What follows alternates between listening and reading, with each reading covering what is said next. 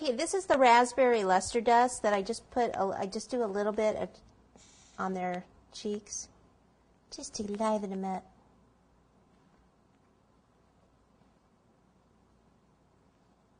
Brush off that excess there.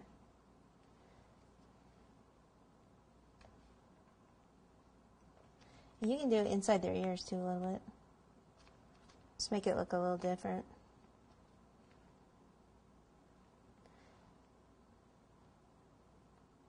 Put that on his white, try to get that off.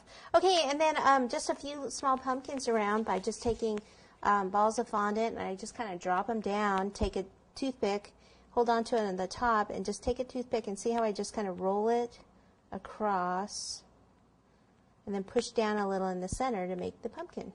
Then bring it over here and just pick up the luster dust again, the yellow, the canary yellow, and a little spiced pumpkin.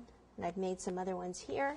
And then we'll just take some of these and pop a few, whoa, not upside down, over here, kind of by the door. Maybe 3 here. And maybe just 1 over here. Maybe 1 back here behind the leaf. Okay, and then we can just do the stem with the brown. Just squeeze the brown and just kind of twirl it and have it come up. If you want to do some little twirlies coming off of it, you can. Whoops, I did a little twirly coming off of that, and I didn't even mean to.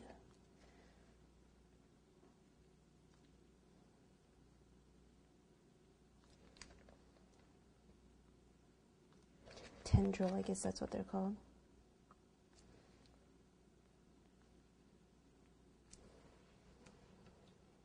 And there you have it. It's all finished. There's your cute little Thanksgiving cake. Like I said, you could use this whole thing on top of another cake as a topper if you wanted to. Maybe if you just put the pumpkin on a small board and then added these, or just do your cake, your pumpkin house. It's okay if it's bigger than this.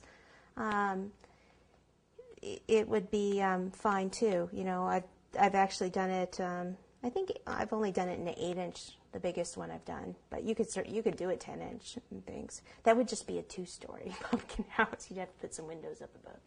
Okay, so there you go, and you all have a happy Thanksgiving.